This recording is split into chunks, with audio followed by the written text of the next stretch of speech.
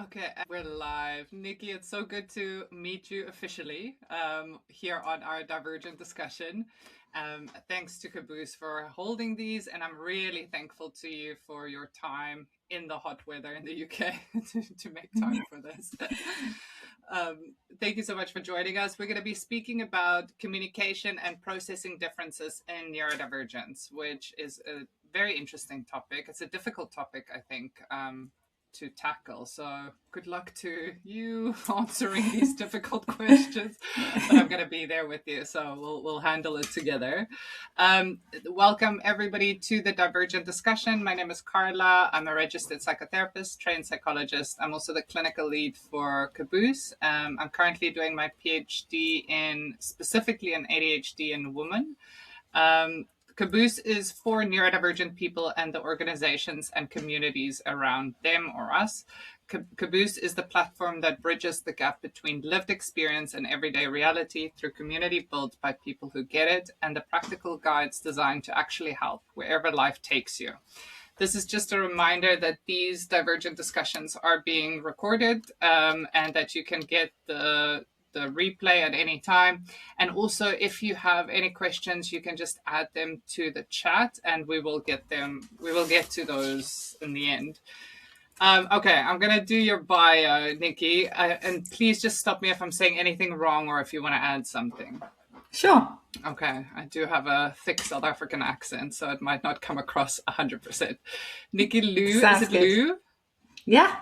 Okay, awesome. First time. Nicci Lou is a neurodivergent coach, nurse, and lived experience practitioner working across healthcare, education, and neurodivergent support spaces.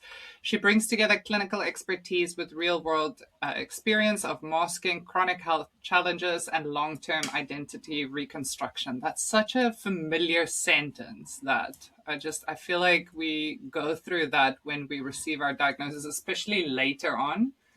Yeah, for sure. I found that too. Yeah, it was quite traumatic actually. It's first of all, it's kind of a relief and a release, and then you're like, wait a minute, I need to reconstruct my identity, who I am, what I like, Yeah. who I like. And everything kind of feels like it's regressing as well. And you're like, oh my goodness, why am I getting worse? And all my friends are telling me, why am I being more autistic than I was before, which is unhelpful, of course. But yeah, I mean, I just find the whole masking aspect of things fascinating. It's why I've got the mask hanging behind me, because that's literally what I thought people were referring to when they were telling me to take my mask off. I was like, where is it? How is it? How do I get it off? And so that's why when you talk about kind of rebuilding, that's exactly what I talk about as well. How, it's not a mask. It's like we built ourselves with bricks, and now we have to kind of look at every brick, every Lego brick, and kind of decide if that's part of us or whether we took it from somebody else growing up, So. Yeah, and it's difficult because it's so ingrained in us. I think Exactly. sometimes I really have to question, like, do I like this sport or do I like this activity, or is it just that I was good at it and I like the praise and like, to please. So it is, it's a very difficult process. I had a client that said to me that they were past a cat, and their first immediate reaction was, oh no, I'm phobic to cats. Take the cat away. And then they're thinking to themselves, hang on a minute, I've been reassessing each of these bricks that I've built myself with through my work with Nicci. Let me touch the cat. Let me hold the cat. And then they realized that actually it must have come from their mother, giving this fear of cats, because it was kind of soft and fluffy. They didn't really have a problem with the cat. So it's so crazy what the different things that we can discover, for sure. And what hobbies we like, who even knows? I do diving because I took up diving because my ears used to close up underwater, and I took up climbing because I hated heights. So now I'm left without the knowledge as to whether I really like climbing or diving, or whether I just took them up to push myself. I don't know. That's so interesting. Those are two of my favorite hobbies: scuba Oh, diving, really? climbing, yeah, and Yeah. combat sport. But it's very similar. It's like we push ourselves, which I don't think we can push ourselves to a limit. Hmm. But otherwise, we will just live indoors. Like that's our happy space, right? Yeah. Okay, wait. I haven't even gone through your bio, and I could talk to you for ages. So let me finish the bio, then we get to the questions, and then hopefully we have more time to chat. So Nicci is an ADHD and queer, biracial, solo parent, and home educator. Her perspective is shaped by both professional practice and lived experience of navigating systems, identity, and capacity over time. Her work is grounded in practical, systems focused approaches that move beyond insights alone, focusing instead on clarity, implementation, and sustainable change that holds up in everyday life. I really like your bio. My first question is quite a difficult one. It's going to be around communication, and I would like to know if you can describe communication and processing differences within the ND experience. Yeah, sure. So I kind of see it as two slightly different things. Like if you think of like the onion, the first sort of layer would be kind of the communication side. The black and white thinking comes into that, the scripting. When you walk into, oh, I need to change this thing in this shop, and I'm going to say this, and then they're going to say that, and then this is going to, that's the kind of communication side. There's more to it as well, but then the processing is where that's kind of more on a neural kind of way. It's are we processing top down, are we processing bottom up? That's more sort of the actual logistics of what we're doing, how we're built, really. Yeah, those are two very interesting topics that you brought up there, because it's like if you have a scripted, or like if you have scripts going into a scenario, and you have a bottom up or a top down approach or processing system, and something comes back that's inconsistent to what you prepared for, and your processing is a bit slower because this is not what you practice, then it feels like that strategy of scripting kind of falls to pieces, which we need to remind ourselves when we practice these things. I mean, Yeah. I do script, especially when I have to make phone calls. I hate phone calls. I think that's a common thing amongst us. But Yeah, for sure. but I would, when I know that I'm going to make an appointment for my hair or my nails, and then I know what I'm kind of wanting to say in Portuguese, and if they throw me a loop with a new word that I didn't learn, or a different question, or, oh, I remember you, how are you? I'm like, wait, that's not part of the script. So Yeah. what would you say there? What could help there? And yeah, my daughter's exactly the same. She'll be like, "Oh, I went in the shop, and then they're supposed to say this back, and then I'm supposed to say this for." But when I use scripts, I kind of just script my side. And so that way, you're not kind of assuming what the other person is kind of going to say. And also you can script out kind of a couple of different things. So you could be like, right, I could say this, and then maybe I'll say that. And actually it's kind of, I think of it like tennis, when you're, they always practice doing this arm movement even without the racket in there. And so you say the different words, and then when you come to say something, it's going to come out roughly in the same way. It doesn't really matter if it's not word to word, and they're going to respond in a different way anyway. So I don't script out what they're going to say back, and I think that's probably the most helpful suggestion there, really. Yeah, that's really nice. It's another one of my favorite sports that you're mentioning now. We're so aligned. I know. But the other problem, Carl, I think you've hinted on there, is like the black and white thinking as well. Because if you are somebody who needs to script out both sides, and if they have said, "Oh, we've not seen you for a while," and suddenly you're off script, the reaction that you're going to get from a black and white thinker is, the conversation is ruined. I'm not going to get it done what I wanted to do. I might as well just put the phone down. I'm not even going to be able to book this appointment now because I've completely off kilter. Everything's gone wrong, black and white. I'm turning, I'm putting the phone down.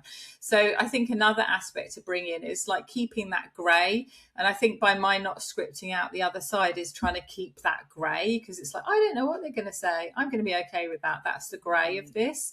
And let's not be too black and white about it. Yeah, it's a good piece of advice there, to keep it a little bit more flexible, because otherwise we do, like, I love ticking boxes, right? Like, okay, question done. She answered correctly. Now I can move to my second one. Okay, good. Swipe. And if it's anything to highlight her, you're going to get even more brownie points. Love that. Yeah. Oh, this was a good way of pronouncing the word or something. Yeah, no, for sure. Okay, let me get to the second question. So when people hear the word communication, we often think about speaking or listening. Those two things come up with when we say, like, what is communication? It's speaking or listening. What are some less visible aspects of communication that neurodivergent people may be navigating through? I mean, there's obviously, I've got this little stim at the moment where I keep dropping obviously into every sentence. If you hear the word obviously, it's probably not obvious. It's just something I keep doing.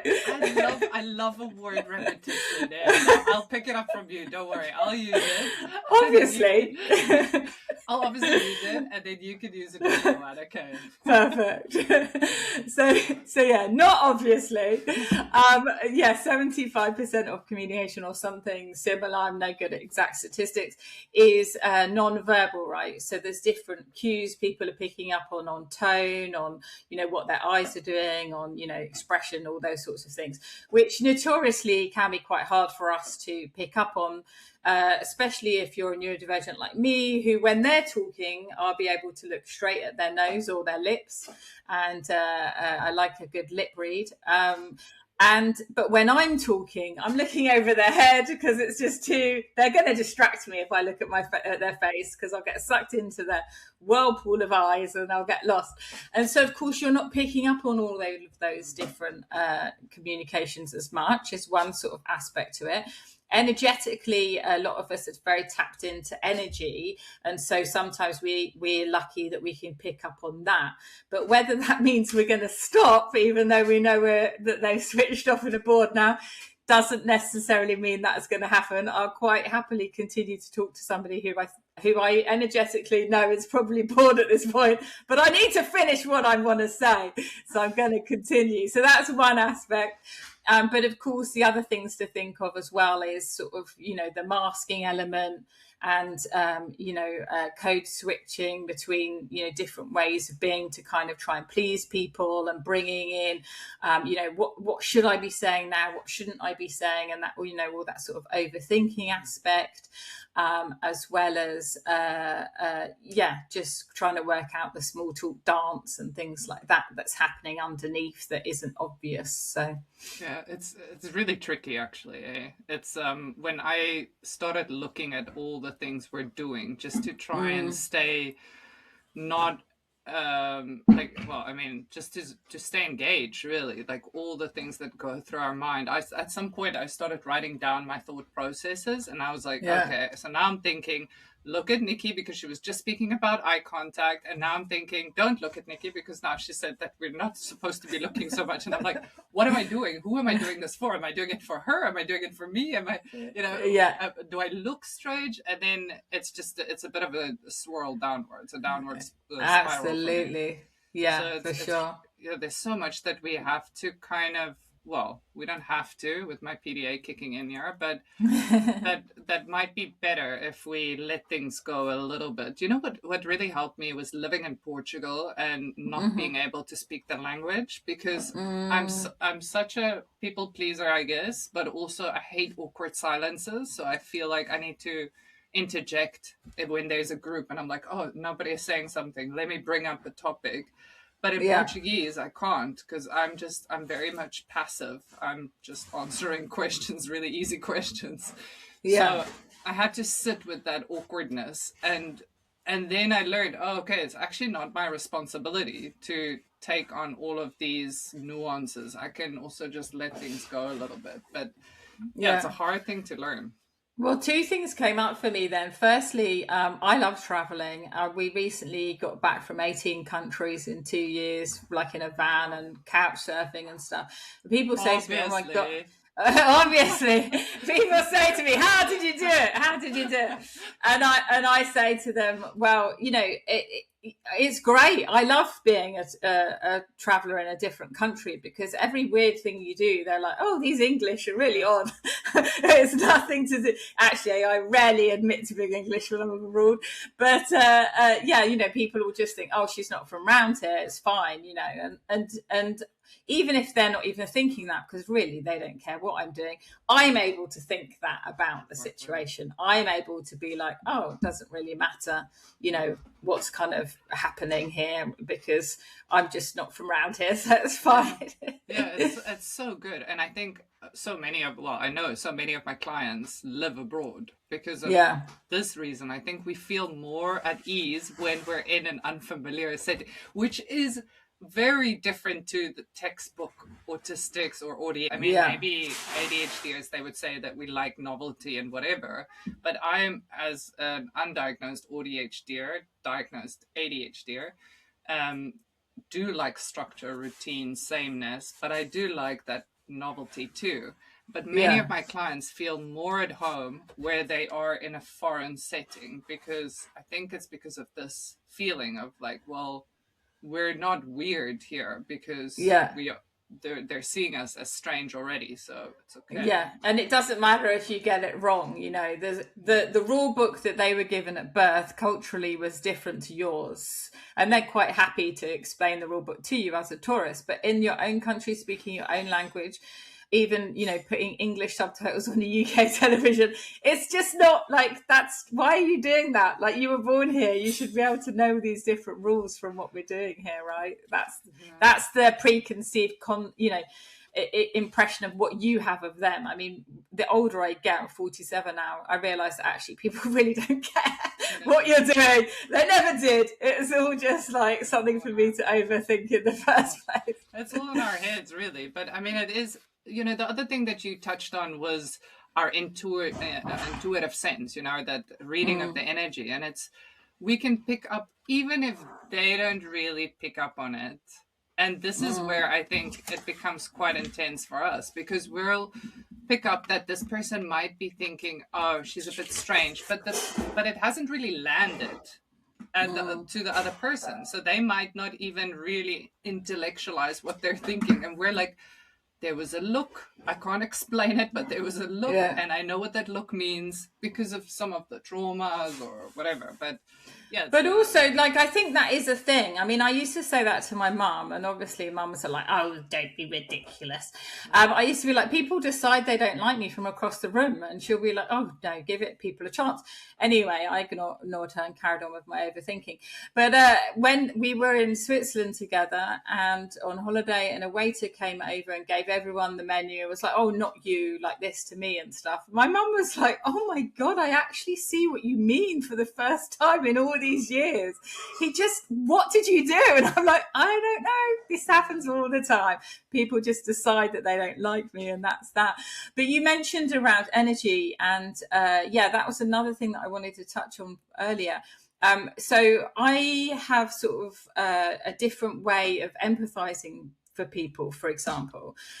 Firstly, it's through energy. So that works quite quickly, like the neurotypical kind of way of empathizing, where they see somebody cry, they feel sad, they go over and help, that's kind of way. And energetically, I feel like as a sort of empath, traditionally, whatever, I would go and help. But beneath that other part of me, I am kind of a cognitive first empath.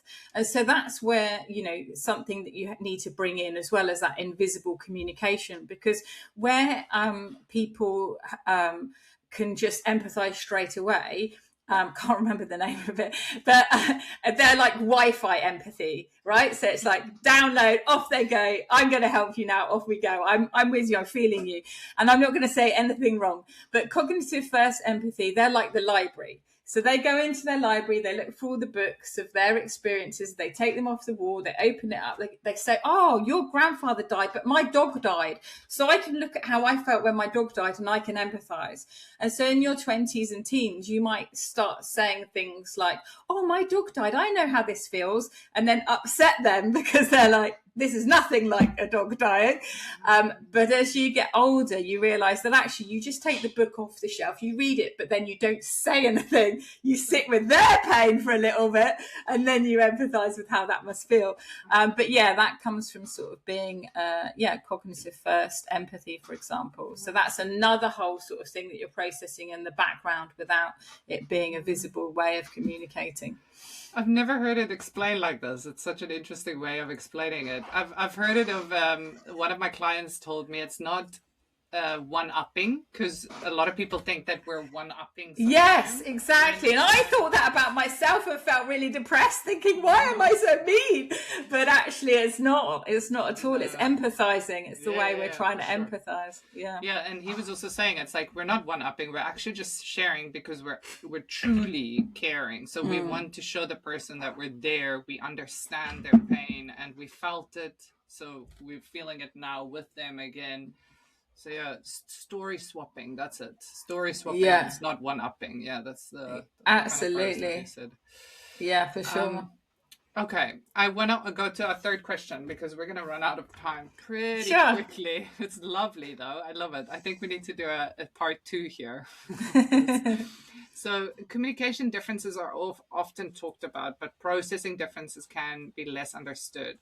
I know that we've spoken that we touched on this, but how do these show up in everyday life, or how can you? I think the best way to do it is to kind of give an example. So, so for example, you're at work and your boss says, "Oh, can you move that box, Carla?" Carla's like, "Yeah, sure." Tops off and moves the box, and they might turn to me and say, "Nicci, can you move that box?" And I'll be like, where do you want the box? How heavy is the box? Can I lift the box? Can I put the box against the wall? I want to know all the questions about the box, which if you just come out with the questions like that, firstly, is going to be a bit annoying for the boss, but we'll come back to that. So that anyway is like bottom up processing. I need to know all the things that could happen in order to then work out what to do with the box. Whereas Carla, in this instance, is top down. She's got one piece of information. She's gone away and she's going to move the box. But if she goes to move the box and realizes, oh, I can't put it there, there's an aircon unit there, I don't know what's in the box, blah, blah, blah, she's going to have to come back to the manager to ask those extra questions and go back and forth, back and forth. So in the end, it isn't necessarily a quicker way of doing it. It's just a top down way of processing, if that makes sense. That makes a lot of sense. I think you just explained my life there. What I would do though is I would probably find a way to move that box without going back to the library or the manager, not the library. I'm back in the second the library. Okay, so yeah, that makes a lot of sense. But this is why, this is why we often get told that we're combative, and so that's why I say to clients, if you say to them, absolutely yes, I really want to move that box, can I ask you some questions? Then that's consent-based communication. They're like, oh yeah, or no, go ask James, he does this all the time. And then you're getting your needs met and they're getting their needs met, and you're just meeting the different communication styles, in the double empathy problem that Damien Milton put out in 2012. Another way of looking at it as well, though, is if you're sat, it is that invisible communication that's not even happening. So you could be sat in a doctor's surgery, for example, and if you're a top-down processor, you're just sat there, you're reading a magazine, you might hear a fly, you might, but that's kind of it. You're ready for you're focused on the fact you're going to see the doctor. But if you're because you're bottom up, and the bouncer in your brain that's stopping all of the things coming through for normal people isn't really working. They're having a picnic or something, and all of this information is coming up. You're sat in the waiting room, and you're getting all this feedback, the kids crying, this is happening, that's doing, this is buzzing, so you're getting all of this bottom up information whether you want it or not. And then by the time you get into the doctors and you had this one question to ask, you can't even remember what that is anymore. And so that's why it's good to go into different meetings with things written down and stuff like that, because of all this bottom up processing that's going to happen in between. I wonder, do you think, I mean, I've studied neuropsych for a good few years, but do you think that with certain situations, certain people can go from bottom up to top down with different types of situations, and also different when they're in like different brain states? So let's say I'm in survival mode, I would probably be more top down, or yeah, top down, yes. Top down's your more logical way of being, so it would be unlikely that that would be in survival mode, because that's when you're feeling more reptilian, right? Yeah, but if I am overwhelmed, sensory overwhelmed, I would want to know a lot of information to feel safe Yeah, before I so can do bottom it. up. So Bottom then up. you're Sorry, bottom sorry, up. sorry. Yeah, yeah, yeah. Okay. Sorry, I mixed those two. Yeah, Yeah. So then I would be bottom up. But if I'm yeah, feeling safer, then I yeah. would just go in and wait for the doctor, for example, in this example, if I'm feeling okay. Yeah, I think there's an element of that for sure, because if you're in fight, flight, freeze, fawn or whatever, then absolutely you're probably getting more and more overwhelmed from all of the different inputs. But there has been a recent EEGs done where what they've discovered is that the autistic people have more pathways. So they have, like, if you imagine that bouncer again, he's standing at the door and loads of people are rushing in and he's trying to stop them all from coming in. So obviously if he was well rested and not in fight flight mode or whatever, he'd probably do a better job, but he's still got the same amount of crowd as any other normal person at all times. He's still got a larger crowd than anybody else, because you're autistic. There's nothing you can do about the size of your crowd. Now, if you're ADHD, another functional fact that they've discovered on EEGs is that the axon fibers for the nerves are less myelinated, so they have like less fat around them. So basically, your bouncer is feeling a little bit kind of decrepit and 75 years old or something. And so if you're ADHD, you've got a massive crowd and you've got an ineffective bouncer as well. So that's why it can be even more crazy. But yeah, your ADHD, you have an ineffective bouncer, but the same size crowd as a neurotypical person. Autistic is a big crowd, but the same decent bouncer as a neurotypical. But if you're both, then you potentially have got a decrepit bouncer and a big crowd.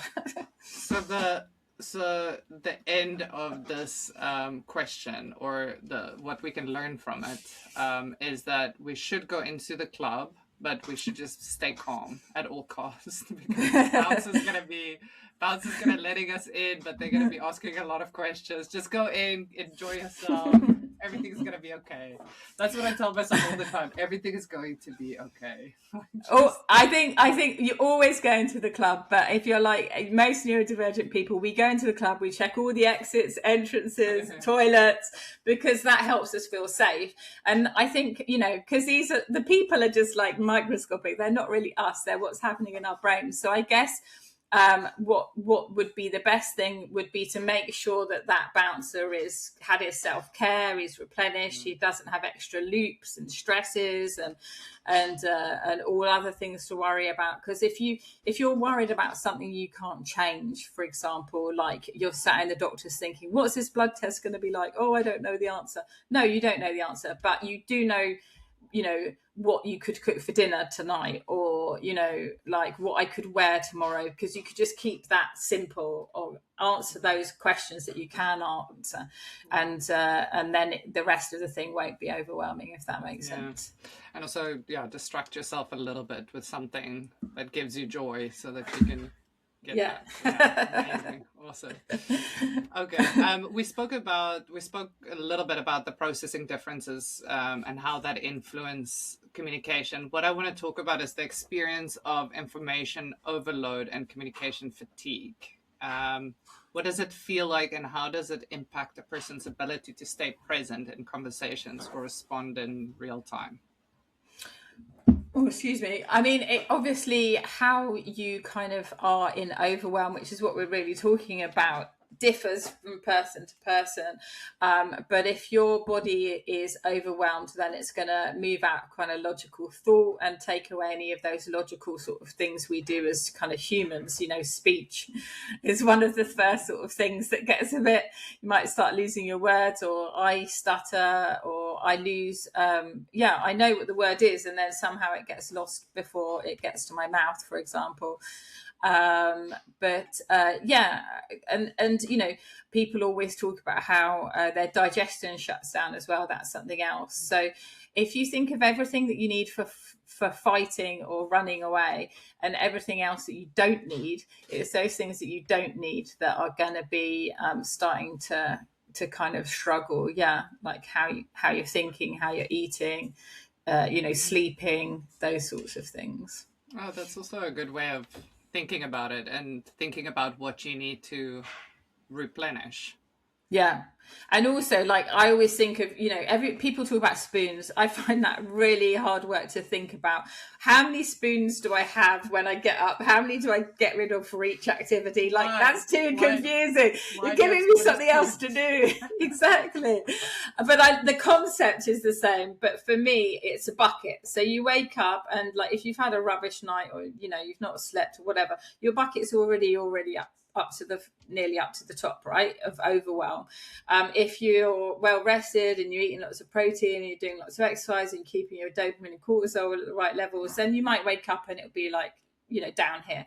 But as the days go on and that light's flickering over there and that noise is annoying and this is annoying, and so, you know, people talk about, oh, I didn't put my loops on the way to work, and then I had a meltdown by 5 o'clock. And it's like, well, if you'd put your earplugs on the way to work, your bucket would have been less at 5 o'clock and you wouldn't necessarily have had that meltdown. So it's about preventing the issues from arising, because you're keeping your level on your bucket. So maybe you're doing a vagus nerve reset exercise at lunch, maybe you're going for a walk, maybe you're making sure you have enough protein, or doing a rescue breath. I have one client, every time they look at a sunflower, it triggers them to have a rescue breath. You know, just those sorts of things to keep your level down, so that you don't, you know, struggle in all of those things. But also, you know, we talk about accommodations and reasonable adjustments and stuff like that. And there is a lot of evidence after COVID and everything to show that everybody struggles with Zoom fatigue and, you know, communication. So you don't have to declare everything about yourself. You can just basically show your boss an article that was written for everybody around Zoom fatigue and stuff like that. There's lots of science around that for everybody. So yeah, if you don't want to disclose. Exactly. Yeah, you don't have to. What is a rescue breath, just for anyone that doesn't know? Yeah, sure. So I'm one of these people that holds my breath without even realizing. I look at the beach, I go to the beach and I look at the horizon and I'm like, oh, it's like, oh, didn't realize I was doing that. So yeah, rescue breath is just kind of where you take a breath, but you try and make the exhale a bit longer than the inhale, perhaps. Some people might want to do like a bit of a box breathing, where they breathe in for 4, hold for 4, release for like 4, and then wait before they then breathe in again for 4. But as long as your exhale is longer than your inhale, that's the secret to kind of reset your vagus nerve a little bit. I hold my breath, but I also lift my shoulders. So I have, like, if I release, I'm just like, oh my word, that is so much better. And then you feel how much tension you and in your jaw as well. I'm always keep doing it in my jaw. When I'm driving, I'm literally driving like this, and my mum used to read, like, was it Roald Dahl, and he always used to talk about these, like, the mean people always had mouths like cat's bottoms. I'm like, oh no, I'm gonna be one of those old mean people with a cat's bottom mouth because I suck it in too much. But now you released it more. Yeah, exactly that, because of that image from this Roald Dahl book. Whatever works. I mean, whatever works for us. I got this tattooed on me. That's like the pause sign for music. Nice. I'm like, okay, I'm gonna pause, and then I'm gonna feel my breath, and then I'm gonna, or, you know, my heartbeat. Sorry. my breath, my heartbeat, and then I'm just going to like take a minute. It doesn't work, by the way, so I'm not telling anyone. But it's a nice gesture. Little highlighted post-it notes work as well, but the reason why they work is because you can move them, whereas the tattoo's always in the same place. Yeah, so you stop looking at it now. So it worked for a week. So Nicci, what you're telling me is I should go into the club and get another tattoo. That's what I'm taking from this. Ignore the bouncer, stay out the library, and get more tattoos. That's all you need to know. This is a lovely conversation. Okay, let me ask you about something that you would wish that people knew or understood more about the diversity of neurodivergent communication styles. Is it kind of what we spoke about now throughout this conversation, or is there something absolutely? I would say it's everything that we've spoken about, but if it was one thing, I think it would be that we communicate perfectly well with the right people, like you and I right here, right now, right? Mm-hmm. So actually, sometimes it's helpful to think to yourself, maybe this is a them problem. It's not necessarily a me problem, and it certainly is actually an us problem. Like, that you're not intending to irritate them, and the fact that you have is not all on you. It's a two-way street. So just to be kinder to yourself, really, that's my secret little thing that wish people knew, to remember to be kind to themselves, that they don't have to change anything about themselves, because we can meet in the middle. Exactly. Yeah, I really like that. There was actually a study done. It was funny that you said that about the communication in the beginning, because there was a study done on autistic individuals with neurotypical or non-autistic individual. I don't think it's that like clear cut, black and white. Yeah. This is autism. This is not autism. But like people with the diagnosis of autism and people without. And then there were a lot of communication issues when they were put in a room. There was a lot of stops, and people didn't know which and how to initiate a topic. Whereas they put the same individuals, only autistic individuals, not the same, but only autistic individuals in a group situation, no issues, no communication issues. None. They were speaking about their special interests, there was back and forth, there was reciprocity, there were turn taking, there were pauses. It was brilliant. So it's, and it's even down to that empathy thing as well from before, isn't it? So there's the processing styles being different. It's like trying to get a Mac. I mean, you've probably heard it, this isn't me, but it's like trying to get a Mac to talk to a Microsoft. It's not going to do it.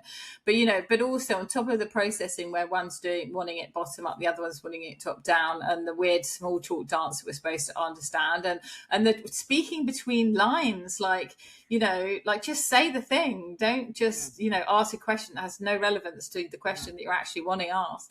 But also it's back to that alexithymia side of things. Alexithymia meaning that you're not exactly sure what's happening in your body from an emotion labeling point of view, and so therefore we work off energy, and we work off getting the book out and looking at our different situations. So people for years, I was looking after autistic and ADHD people in 95 for the ADHD, 99 for autistic. They'd been released, thankfully, from these horrific institutions, and were now adults with like no verbal skills or anything, unfortunately. I was taught nursing that autistic people don't have empathy. It's completely the opposite. If you put an empath, an autistic person with another autistic person, we would be perfectly able to show all of those skills, from communication down to empathy, down to all the things, without upsetting anybody. So yeah, and it might show up differently, and that's okay. Yeah, it's just exactly. Like meeting in the middle. Yeah, no, for sure. I think. What about sensory experiences though? Because how do sensory experiences influence communication and understanding, especially when sensory overload or differences in processing are present? I mean, we know this from what you said earlier about the flickering lights and the noises and so on, but especially with communication. I think especially with small talk, that comes into it, because you're meeting somebody for the first time. You're trying to work out what your face is supposed to be doing, what it is they want from the conversation, what it is they're even saying. And at the same time, you've got all the sensory input from probably a new place that you've just walked into. So when neurotypical people do say to us, because they say it to me all the time, oh, we're all dancing, we're all doing the small talk dance. It's like, yeah, that's brilliant. You're doing the small talk dance. But we're also doing the small talk dance with all this new sensory input that we can't turn off. I read this really amazing study that I cannot remember what it was, but basically it was like these little, but who did it? I mean, but there was these babies of autistic families, so they assumed that they would be autistic, and then obviously they checked that they were later on, and neurotypical babies, and they played this really irritating noise, bing, bing, bing, whatever, and they continue to play it, and the neurotypical brain, it fires up on the EEG, and then the colours diminish over time as the brain's like, it's that noise again, let's just not pay any attention to that, it's the same thing that's always been going. Whereas the autistic baby's brain was firing and firing and firing, and over time it was just becoming a complete dark colour where it had been incapable of turning off that annoying noise. And if you think about how many annoying noises and sounds and lights and all the different things are happening all day at all moments, that's a lot of unopened loops they are, that we can't turn it off, we can't shut it down.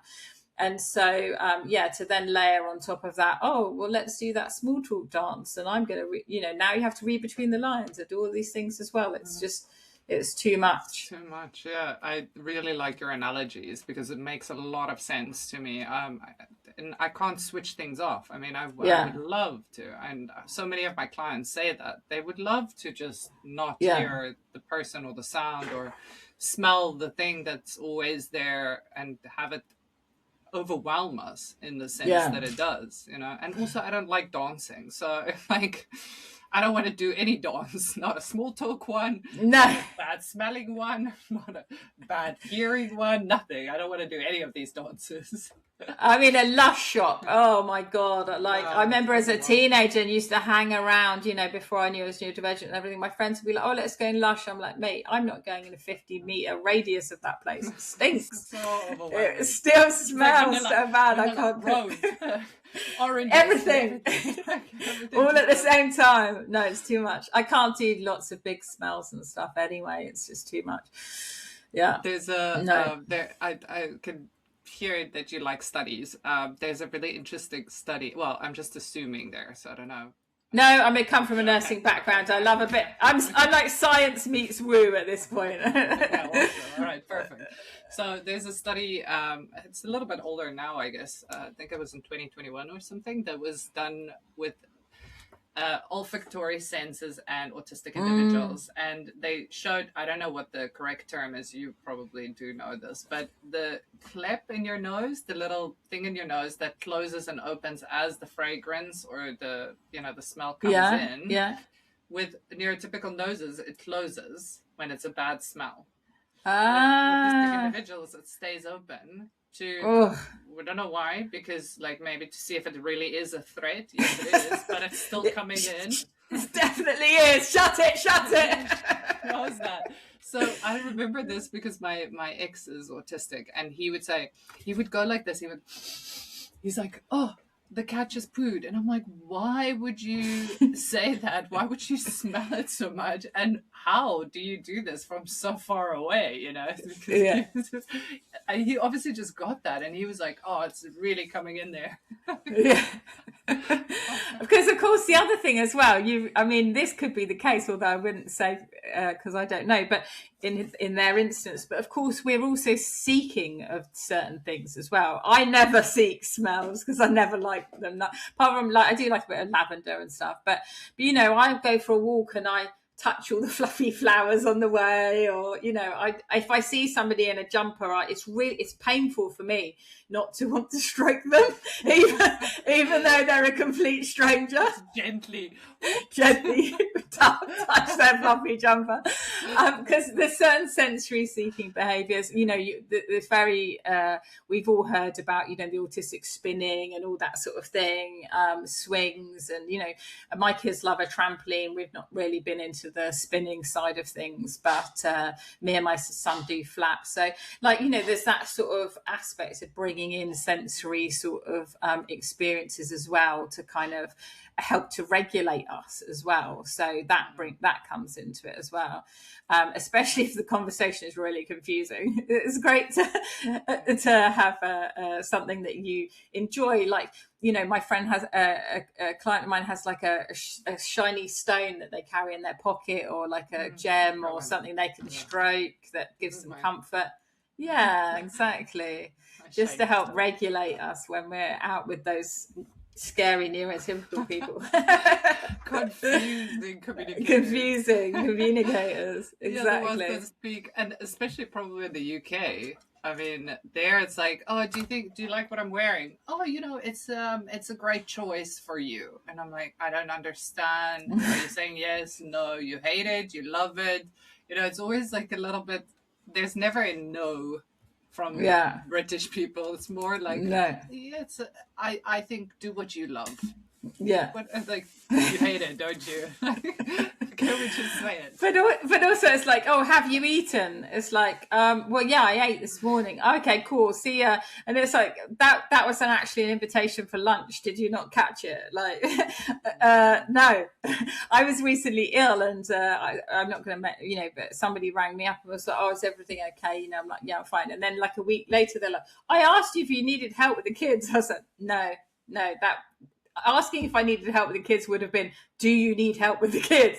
That's the clear statement there. Anything else is just nothing, you know, reading between the lines. And they're ADHD. So I do think that sometimes ADHDers can do that more than autistic people, but we're all different, even within the neurotypical community. So there's an influencer. I don't know if she would like me saying that, but she is an amazing, she's influential in my life. I've spoken to her earlier, and I think or not earlier, but at some point with here on a Divergent discussion. Her name is My Favorite Joe. I love her. Yeah, it's amazing, right? So yeah, she does these videos of like, you think we're confusing? I love her videos. And then she does the sort of like neurotypical assessments, which I think is so funny. It's quite funny because I found her after I'd done the sort of, because I found out that I mean, I knew when I was about 26 that I was autistic because I did Understanding Autism and I had autistic clients and I really identified with them. But there was a missing piece. I was falling down the rabbit hole at like 3 a.m. because I was the sort of person that put a pin in a map and moved my whole life to Australia to nurse without actually never being there, you know, and autistic people don't generally do those crazy decisions, you know, go off skiing with somebody I've never even met, you know. So that was kind of the missing piece. But yeah, so the first thing when I was 44 and I finally got the white piece of paper and I was like, right, what are neurotypical brains like? And I went on like a little deep dive to kind of find that out. And that's when I built the spheres that I have on Amplify to Thrive. You can find them on the blog there. They're for free. And it's like, you know, plotting what the neurotypical strengths and weaknesses are. Because I was like, they do it for us. Let's do it for them. So I have like a divergent affirming sphere. So like we have the standard stuff you see at assessments, all the things we can't do. But then there's like the diversity affirming, which clients love doing because their weaknesses are like this, perhaps, but their strengths are like so much bigger and coloured in and it looks so much better. But yeah, if you have neurotypicals in your life, it's quite fun just to fill in those non-diagnostic tools on the Amplified to Thrive website. This is an amazing resource. And I think if you're okay with it, we'll add the link also on Kaboose. So they can go to your website to download this. That sounds like something that I want to do tonight with me, myself, and my dog. well, I'll save you the link as like a PDF so that you can like access it and print it off. Then it'll be easier than on the website. So okay, thank you. Yeah, that's amazing. Okay, I'm gonna ask you maybe a couple more questions, and then we can wrap up because I think we definitely need another discussion. I would love to have one if you have time, obviously, Nicci. Sure. What about, okay, we did speak about this actually. Does the way people interpret literal and implied meaning in language affect everyday communication for neurodivergent people? And what does that look like in real life? We spoke about this because it is so confusing when, like, you gave examples of this too. Yeah. Is there anything that you wanted to add to that? Well, just that, like, when people are talking about literal things, like, you think of, oh, that mask, or, whatever. But also when you think of, the kind of black and white literal sort of thinking, it actually comes into play with other things. For example, oh, I'm a business owner, I put a product out in the world, nobody's bought it, oh, it must be rubbish, I'm going to throw it off. Or I put a post on social media, it's not been liked within 5 minutes, that's it, I'm throwing it out. And it's that sort of very kind of black and white that comes into every aspect of our life without us realizing that it's the literal thinking again that's getting in the way, if that makes sense. Yeah, that's a good point actually, just to kind of make sure that we don't take everything people say and also personalize it. Yeah. Because sometimes it is also just a throwaway comment. Yeah. That I find I do quite often, is when somebody says, "Oh, you take everything so personal." I personalize that, and I think everything I say, everything they say, I'm taking personal. So we need to, I think people need to be careful with what we say, because words can hurt, but we also need to maybe remind ourselves that look for the grey. Look for the grey. Exactly. Yeah. So it's not like the always or never. Those kind of words are rarely true. Yeah. And so, like with my unmasking work, for example, I actually have got some nuggets that will be coming up on Kaboose as well around this. So you'll be able to find those shortly.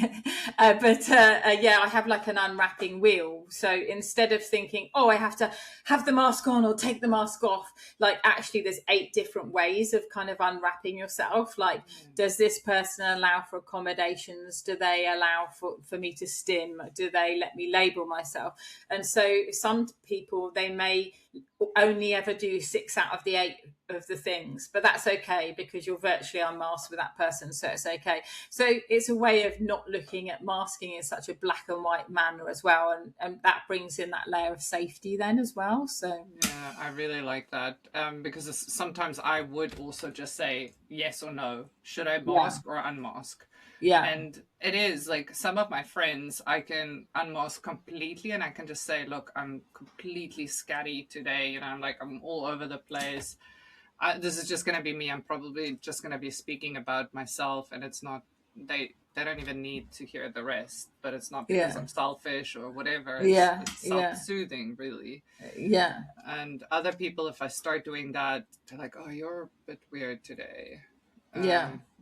And also sometimes we're told all the time, aren't we, oh, stop wearing your heart on your sleeve with everyone you meet. And it's like, well, actually sometimes our circle of trust might be those people on the outskirts, that new friend dog walking, that taxi driver, whatever, because they might be the people that we want to show up as ourselves at, to try it out, because maybe this isn't even myself I'm turning up as anyway, I'm just testing it, instead of like the people we're supposed to trust and want to unmask with straight away, like our family or our parents or our partners or whatever.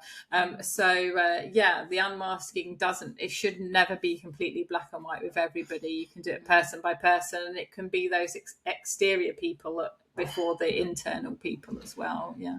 And just to round it up there from what we said before, it's probably not the friends that we had since, I still have friends that I made in primary school, but I had to kind of show up again to them and say, okay, now I have a diagnosis, now I'm taking medication, now this is my focus for the last 21 years. It's very different to how I was at school, masking, going out clubbing,